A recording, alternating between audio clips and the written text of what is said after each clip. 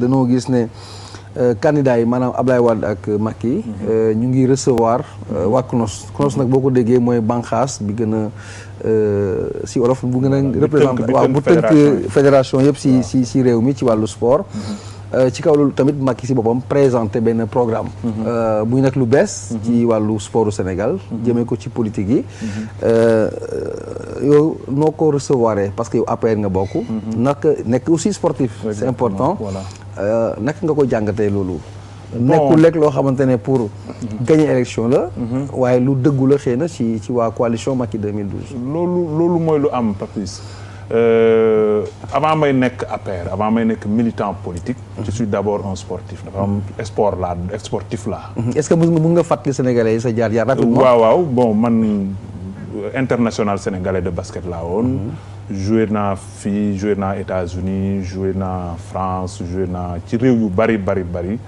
depuis entre 1997 et l'an 2008. on and off maa ngi woon ci biir équipe nationale donc yàgg naa fa. joué naa championnat yu bari joué naa championnat du monde ak équipe nationale donc xam naa sport te sport laay dund. te actuellement sama statut bi ma am sport moo ma ko may. mais nag Papis sport day loo xam ne nu bëri dañ ko doon fàtte te bu ko fàtte tamit wëree su koo fàtte ndax sport ñor na ñëpp maa ngi koy fàttale nit ñi ne leen nit lu mu xumb ak lu mu am popularité. bis bu wootee meeting am. ak kooku lu mu mën a doon bis bu wootee meeting am heure match Sénégal kenn du gis kenn. heure bu wootee meeting am heure boo xam ne combat de lutte bu mel ni Tyson Bombardier du gis kenn.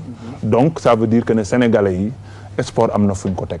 donc sport nag mën naa bañ a nekk li nga xam ne mooy priorité réew ndax réew tamit kenn du wax ne sport mooy li nga xam ne moom lañ war a njëkk a xalaat. waaye lépp luñ war a xalaat cim réew sport war na caa bokk. mais est-ce que sport sax nekkul sax justement priorité réew parce que gouvernement boo gis xeexam dans tous les pays du monde mooy emploi. te boo xoolee li yëngu ci wàllu sport ci jamono ji ak ñi siy dund. dafa nekk léegi je crois priorité maintenant pour les politiques. waaw donc sport priorité la. mais ça peut pas être la priorité. Donc il faut vraiment c'est une priorité mais elle peut pas être la priorité. loolu mooy nuance bi maanaam. loo xam ne lu nit war a fay daal la ci la priorité la bokk. ak gouvernement bu mën a doon. sport priorité la cay doon. waaye nag du nekk priorité bi nga xam ne moo njëkk. ndax tamit boo tegee sport te nit ñi fajuwuñu wala nga teg sport te nit ñi lekkuñu. là aussi bon ça devient relatif. donc vraiment mais nag tout le temps boo lekkee ba pare rek ngoon gi yaa ngi bëgg a toog seetaan télé seetaan match bu baax wala nga dem entraîner yow ci sa bopp. wala bu fekkee ne yow wér nga ba noppi tamit sa xel nga ci entraînement wala mu sa xel nekk ci seetaan match. donc sport moom tout le temps ci suñu dund la bokk. te dañ ko cee war a boole ko ci nag ci ñi koy politique ñi nga xam ne ñoo war a yor suñu réew mi. dañ ñoo war a wax exactement bu ëllëgee nan la ñuy yoree sport bi te loolu mooy li nga xam ne mooy li am njëriñ. ñenn ñi dañuy xaw a am benn jàkkaare tuuti ne waxu politicien balaa élection di ñëw. jarut a dóoree sa doom. waaw ci cas bi yow lan ngay tontu loolu par exemple. bon ñun en tant que coalition Macky 2012 on peut que promettre. ndax yoraguñu leng yi. waaye nag ñun moom lu bon mën na noo promettre mën na noo diggee ndax yoraguñu leng yi. ki yor leng yi te deful kooku moom mënatul diggee. kooku moom il est exclu de toute promesse. ñun nag yoraguñu leng yi kon liñ man rek mooy diggee. waaye nag président Macky Sall ni ma ko xamee ak ni muy doxalee du def politique politicienne. ñi ko xam nañ ne nitu principe la boo xam ne lu muy def il se donne les moyens de li muy wax di se donne les moyens de pouvoir les faire maanaam lu mu wax lu ne dafa am dina ci jéem a teg foo xam ne bu ëllëgee dina ne lii lu mën a nekk lay doon. te li mu digale ci sport bi nga xam ne dinañ ci dellu soit ci fànn yi benn par benn.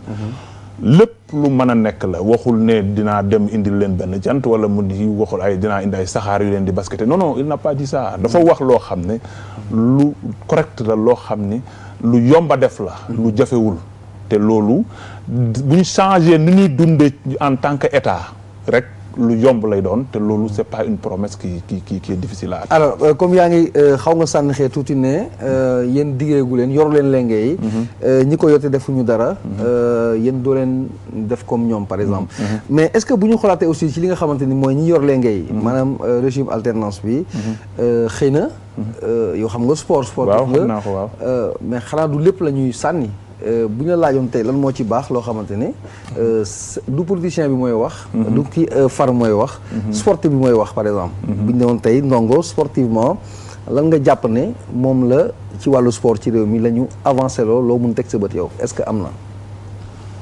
waaw loolu nag lu jafe la lu ma mën a taxaw ne wax ne fii ne ak yokkute la ndax dëgg ci gone yi daan xeex parti socialiste ci laa bokk l'an 2000 vraiment li ma amoon nag li ma mënoon lépp def naa ko ngir parti socialiste dugg fa waaye nag en matière de sport li ñu fi doon lépp parti socialiste a ko fi bàyyi woon ci infrastructure ci en terme de texte maanaam li nga xam ne ay bind la ay charte la yoo xam ne ci la sport bi war a wékku yooyu yëpp ay 1976 lañ fi nekkoon wala leneen li infrastructure mooy yi nga xam ne jumtukaay ñuy jariñoo am na yeneen yu bees yuñ fi jënd ay pelouse synthétique yi nekk yu jële Chine ak yooyu loolu la fi moom moo fi nekk ci yokkute mais li ci des lépp mooy stade omnisport bu stade Demba Diop wala stade Amitié yooyu moo fi li fi nekk moo ci mbirum football ci mbirum basket stade de l'Amitié stade kii Marius Ndiaye moo fi nekk peut-être mën nga yokk ne stade bu Thiès xanaa loolu ci basket loolu mën naa ko fi wax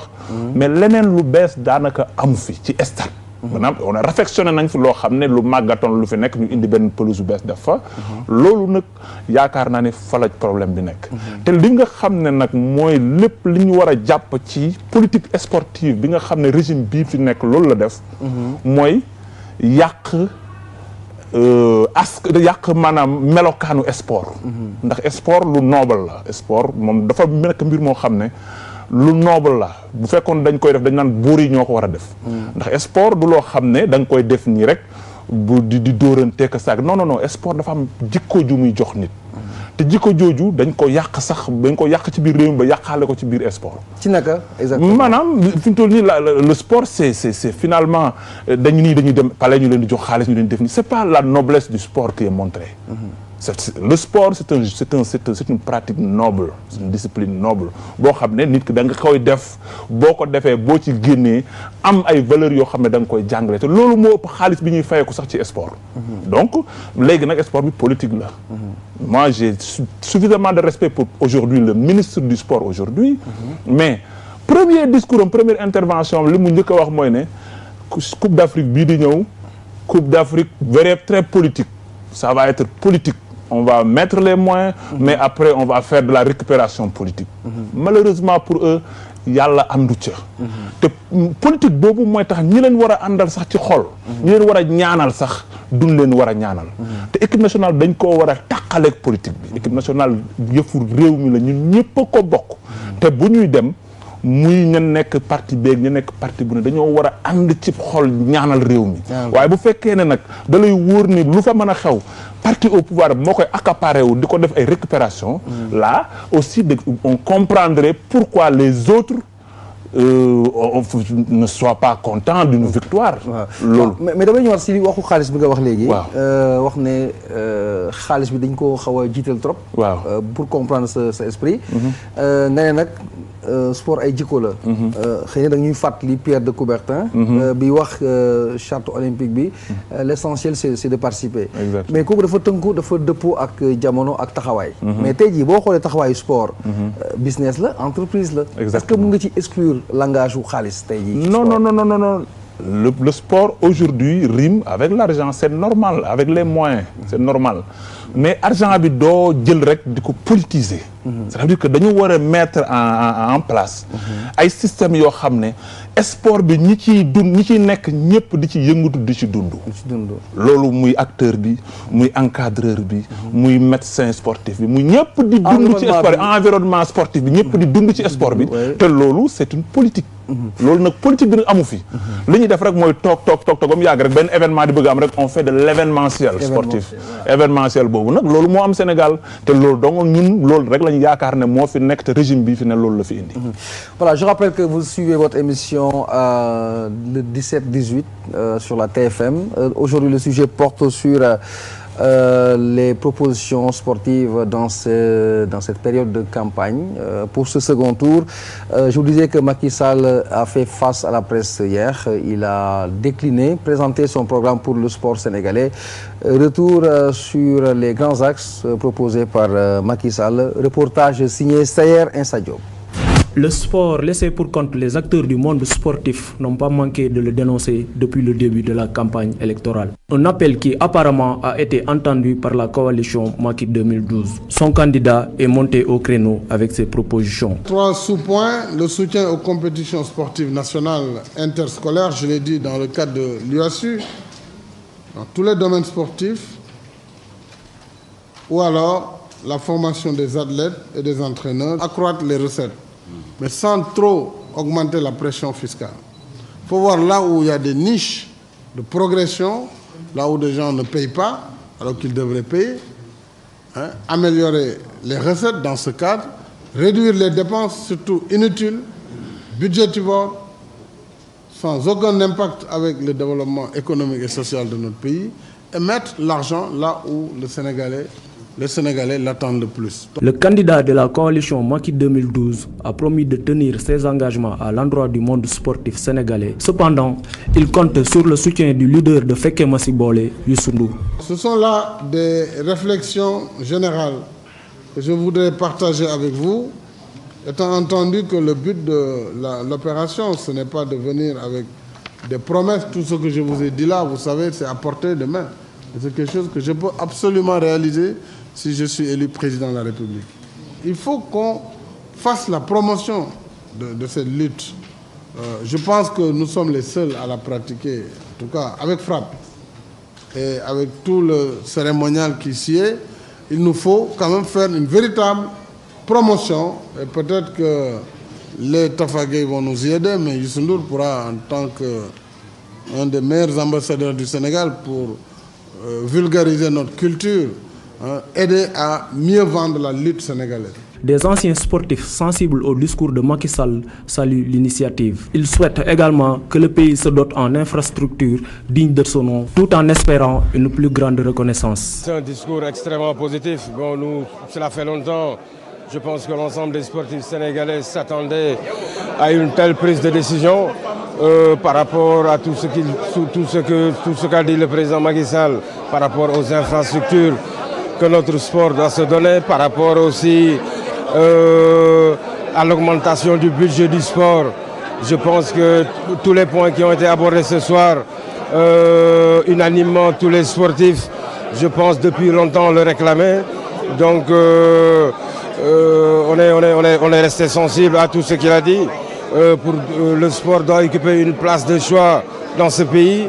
Quand on sait tout ce que le sport fait au niveau de l'éducation et surtout aussi, je pense, au titre de noblesse que le sport sénégalais a donné à ce pays, je pense qu'il mérite plus de considération. On doit encadrer les anciennes et vraiment qu'ils s'occupent bien les jeunes.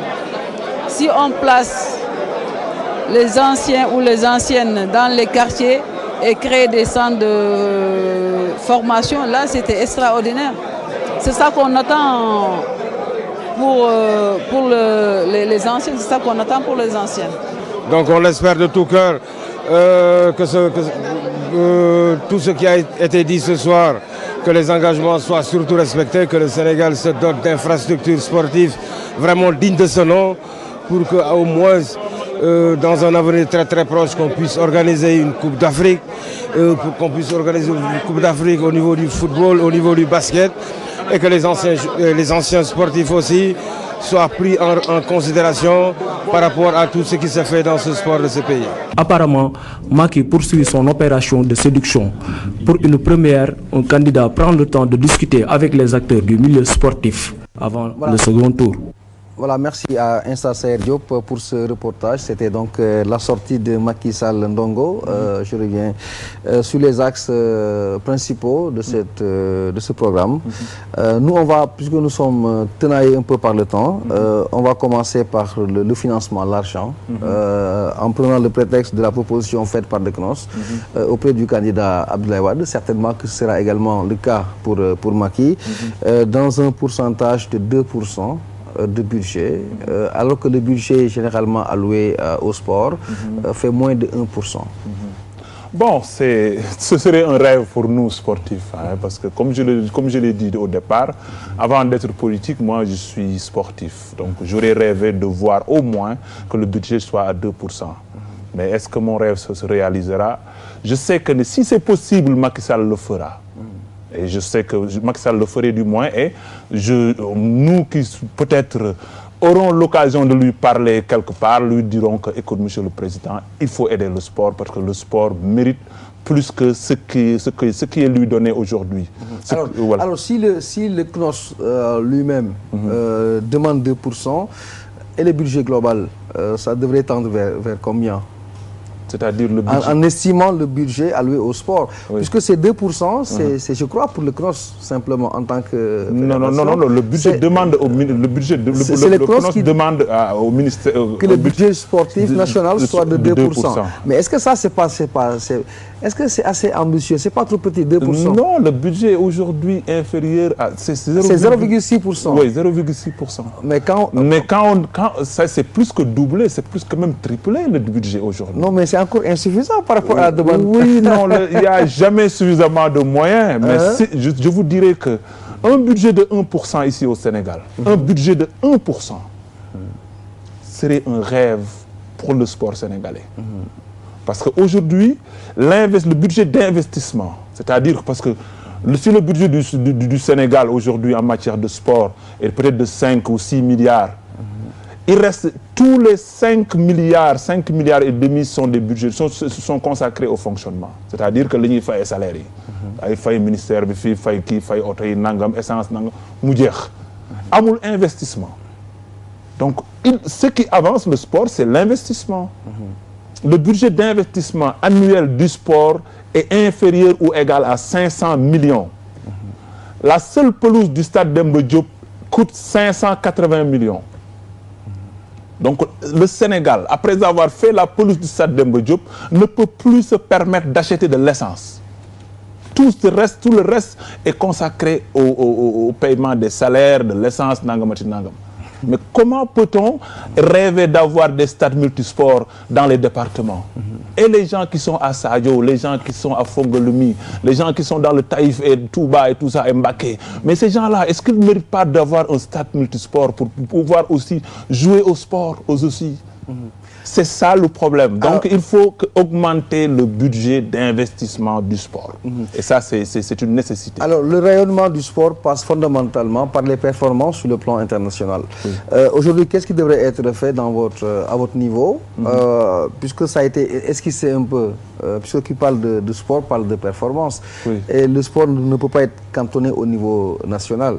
Mais les échecs se multiplient. Quelle serait la politique efficace pour que le Sénégal, en fait, retrouve les podiums dans toutes les compétitions et à tous les niveaux? Exactement. Donc je reprends ta question en disant, au lieu que ça soit essentiel, c'est la fin d'un processus. Les compétitions internationales constituent la fin d'un processus de formation, d'encadrement. Donc la dernière phase de cette formation et d'encadrement, c'est le récital qui se trouve dans les compétitions internationales. Le Sénégal ne peut plus former. Ils n'ont pas les moyens de le faire. Donc, on n'a pas les moyens de former.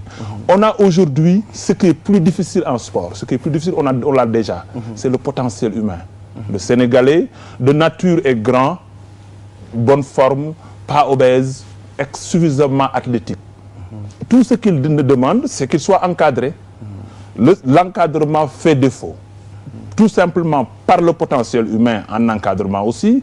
Et ensuite, surtout, par les infrastructures. Alors donc vous, si je vous comprends bien, par le commencement, ce ne sera pas justement de cibler les performances au niveau continental ou mondial, c'est de restructurer un peu les fondamentaux. Exactement, exactement. Et c'est comme ça qu'on fait un pays de sport.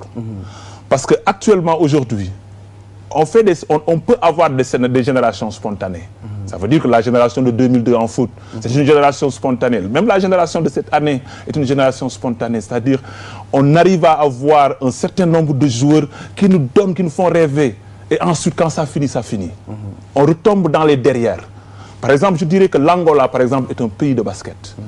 Ils ont pris le temps de se faire des infrastructures, de se faire un système qui roule. Même quand l'Angola est mauvais, l'Angola est 2e ou 3e en basket. Et c'est comme ça que l'Angola est devenu incontournablement un pays de basket. On ne peut pas le nier.